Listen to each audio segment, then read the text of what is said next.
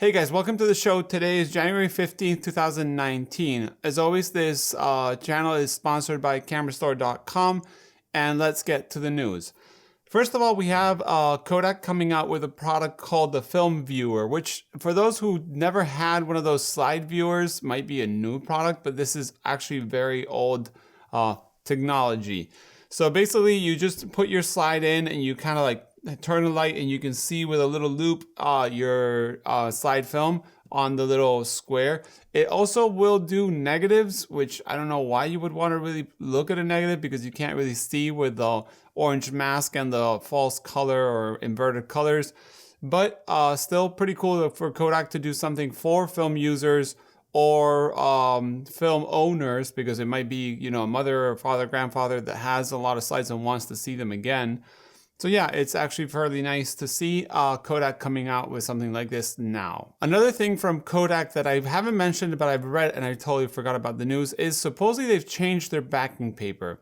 I'm not a Kodak user in 120 most of the time, so I haven't noticed, but supposedly the backing paper is kind of like, it feels like it has a shine or like a paint to it. So it's not so much of a paperish texture now. It looks more plasticky.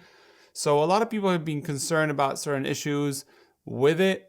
Previously, we do know they have the backing paper problem where backing paper would leak the numbers into the film. It happened in color, happened in black and white. They just said it was in black and white, but I've seen it in color happen to me.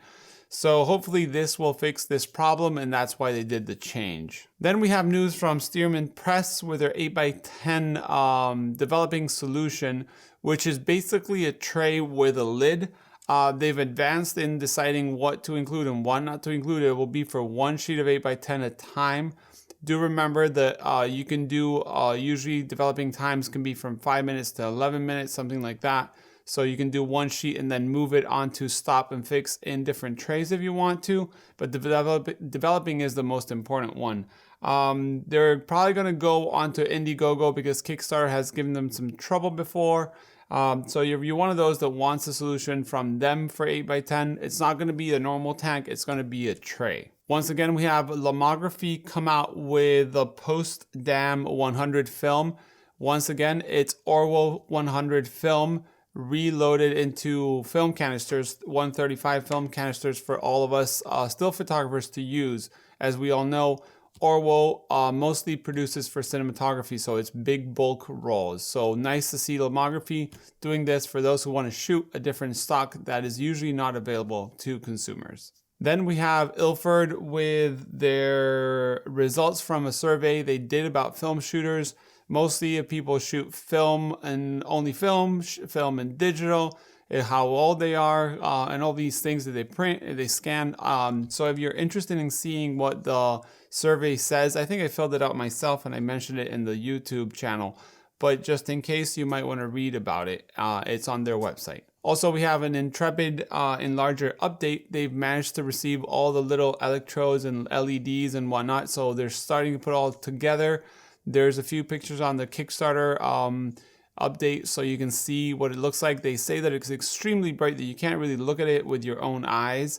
So they do take pictures. It doesn't look so bright, but of course on camera you can always close the diaphragm and make it, you know, darker. So I'm very excited to see this in the market. People receiving the Intrepid enlarger that usually don't enlarge or maybe can enlarge 4x5. Then we also have in the large format Boarnet. I've mentioned him doing 4x5 plastic reels for, I think they're for Patterson tanks.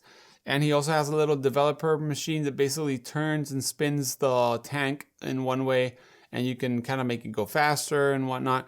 But he's also working on a 5x7. They're all 3D printed mechanisms, but so far everyone that's had one hasn't complained. So if you want a 5x7 solution, he's going to have it very soon. He actually posted a few pictures on his Instagram. That's how I saw it. Then we have MS Optics with a 57 f2 lens.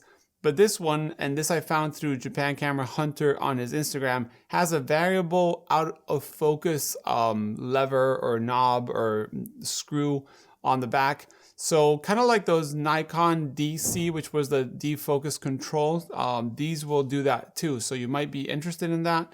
You can check Japan Camera Hunter's store and purchase it. And then we go to the other news, which I have a whole email here.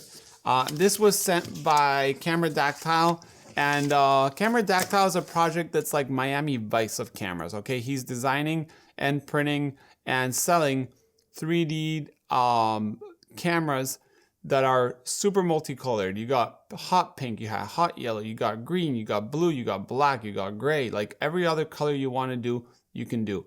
So he actually was hinting that he was coming out with a new project. So I asked him, he sent me the information. So the new camera is called Camera Tactile OG.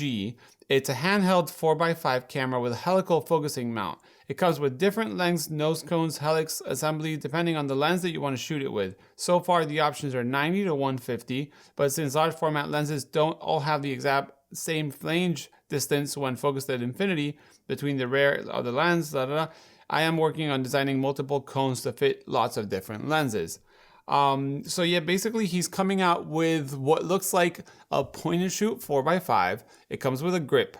And he also did, and this is something I had in the news, a little window, which is going to be the viewfinder. And he does it in the angle depending on the lens, which this is really fun because I know a lot of travel wide users. Travel wide was another similar project that the little viewfinder got lost or never got to them when they bought it secondhand and they missed it. So you can buy the Camera Tactile little viewfinder. It's like $13, which is very inexpensive. And very soon, which I think is going to be tomorrow, Wednesday, he's going to open sales for this 3D printed camera, which is going to be basically a 4x5 point and shoot. I will be getting my hands on one. He very nicely offered to ship me one to test. I'm very excited because I'm a big fan of the travel wide. And also he told me that I was going to be the first ones to know all the details, so I'm very excited. There will be also an article about everything on, emulsive, so you might want to check it out. I think it's going to be posted tomorrow, Wednesday night too. So yeah, thanks for Camera Tactile for letting me know to feature this on the news before anyone else, and hopefully I'll have my hands on one very soon too to show you guys.